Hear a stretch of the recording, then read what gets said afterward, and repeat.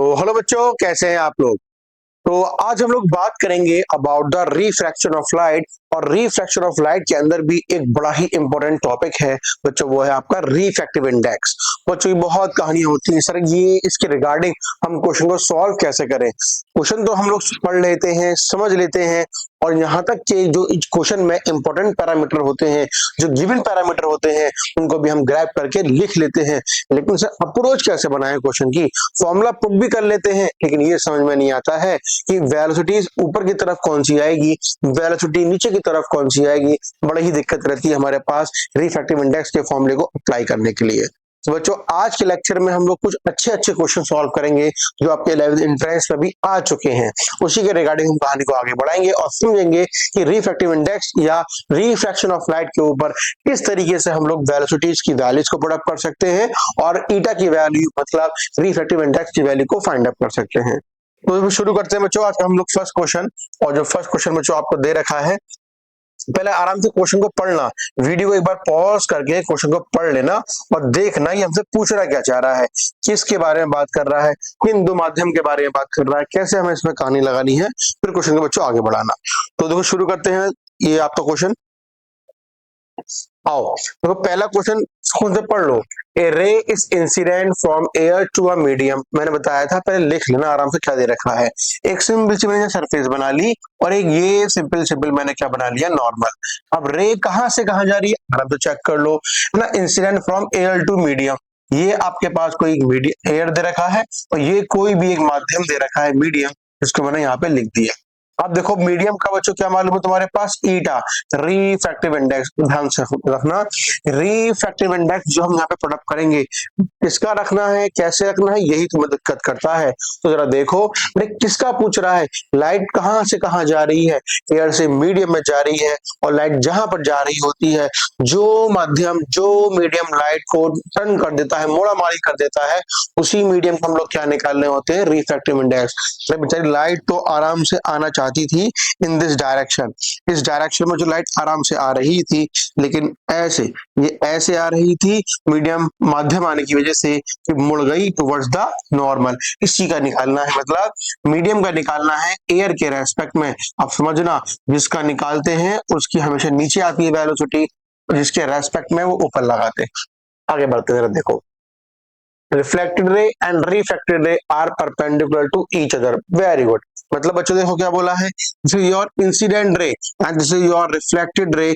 लेकिन एक बात उन्होंने और बोलती है, एक लाइट और निकल रही है जैसे उन्होंने क्या बोला है, रिफ्लेक्शन वाली लाइट भी है।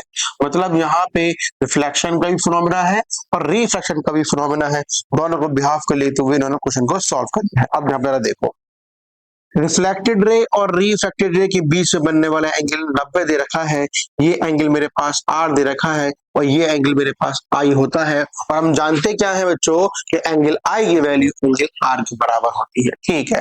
लेकिन हमसे क्या पूछ रहा है, द एंगल ऑफ इंसिडेंस क्या होगा, इसी एंगल I की वैल्यू क्या होगी हमें ये बता दो। लेकिन यहाँ पर रिफ्लेक्शन भी है और साथ साथ रिफ्रैक्शन भी है।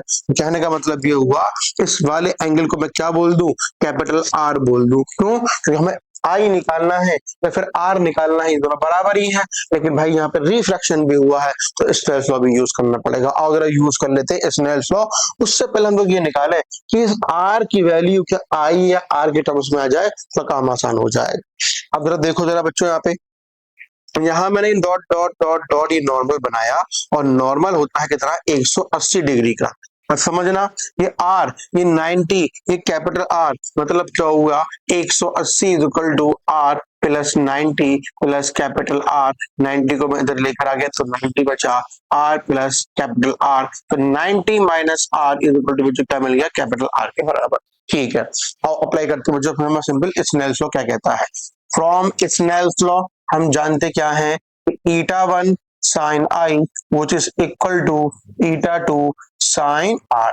चलो अब बोलो ईटा 1 क्या दे रखा है, अरे एयर से माध्यम में आ रही है तो मुझे ईटा 1 हो गया 1 और साइन आई हमें निकालना है। What about eta 2, under root 3 दे रखा है और साइन आर कौन सा है बच्चों, देखो कैपिटल आर दे रखा है। ठीक है, इन दोनों में मैंने इसने सुलझा दिया। तो मैं जानता क्या हूँ, आर कैपिटल आर की वैल्यू कितनी है, कितनी है यहाँ पर देखो लो, कितनी, 90 माइनस आर के बराबर। तो बोलो यहाँ क्या मिला, sine I which is equal to √3 sine 90 minus small R और 90 माइनस थीटा, बच्चों हमें क्या मिलने वाला है, कॉस थीटा।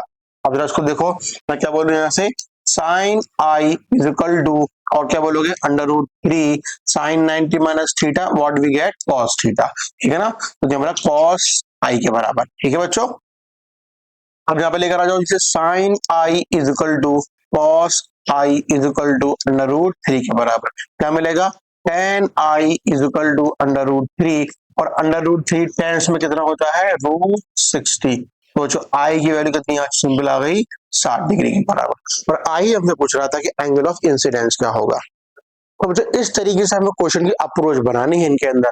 जब तक ऐसी अप्रोच नहीं बनाना सीखोगे, गिवन पैरामीटर्स क्या है उसमें काम करना नहीं सीखोगे, और ये जो कहानी मैंने बताई थी कि ईटा में कौन सी कहाँ रखनी है, इसको भी ध्यान रखना, किस वेलोसिटी को में कहाँ पे रखना है, ये भी हमारे में होना चाहिए। चलो तो मैं और तुम्हें ऐसे क्वेश्चन करा दूं ताकि 3-4 क्वेश्चन ऐसे कर लो ताकि प्रैक्टिस खूब अच्छे से हो जाए। जरा देखो, if refractive index of water, मतलब देखो बच्चों देखो, रिफ्रैक्टिव इंडेक्स ऑफ वाटर किसके रेस्पेक्ट में है, एयर के रेस्पेक्ट में है। क्या दे रखा है, सिंपली 4/3। आगे देखते हैं, then refractive index of air इसका with respect to water will be, बताओ क्या होगा। अरे हमने सिंपल सी कहानी बनाई थी, क्या कहानी बनाई थी जरा क्लास के अंदर, बच्चों देखो ध्यान से सुनो। वेंटुले की क्लासेस चालू हो चुकी है, तो आराम से क्लासेस को ज्वाइन करो, क्लासेस को ज्वाइन करो। इसमें से जो भी पढ़ाया जा रहा है, नोट्स बनाए जा रहे हैं, डीबीपी कराई जा रही है, टेस्ट हो रहे हैं, सबको ध्यान से करो ताकि कोई भी डाउट हो, कोई भी क्वेरी हो, तुम क्लास में ही सॉल्व कर लो, और जब हम वाले क्वेश्चन सॉल्व कराएं तुम जल्दी जल्दी क्वेश्चन को सॉल्व कर। इसलिए क्लास में करना बहुत इंपॉर्टेंट। ठीक है स्टूडेंट, हमने क्या बनाया था, 1 2 multiply eta of 2 1 is equal to क्या मिला था, 1 के बराबर, है ना। अब ऐसे ही मैं इसको चेंज कर दूंगा, देखो ना, WA multiply AW is equal to क्या मिला, 1 के बराबर। अब देखो हमें क्या मालूम है, 4/3, और निकालना क्या है, AW। बात समझ में आराम से आ गई, उल्टा कर दो, तो eta of AW equal to 3/4 के बराबर।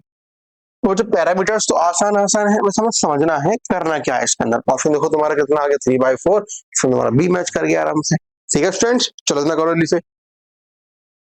तो ऐसे ही क्वेश्चन को और जरा सॉल्व करने के लिए जरा देखें हम लोग, और किस तरीके से अगर ऐसे क्वेश्चन एग्जाम में आ गए और वैरायटी कैसे बन सकती है इसमें, देखो ये भी चेक कर लो। अब वीडियो को भाई, वीडियो को जरूर पॉज कर लो, 5 मिनट 10 मिनट वीडियो को जरा पॉज कर लो और चेक कर लो क्वेश्चन हमसे कहना क्या चाहता है। जब तक पेन नहीं चलाओगे, कॉपी पे नहीं लिखोगे, वीडियो पॉज नहीं करोगे, समझ में नहीं आएगा। वीडियो देखने से समाधान नहीं होने वाला है जब तक तुम खुद प्रैक्टिस नहीं करोगे। ध्यान रखना है इस चीज को। करो वीडियो पॉज करके क्वेश्चन को सॉल्व।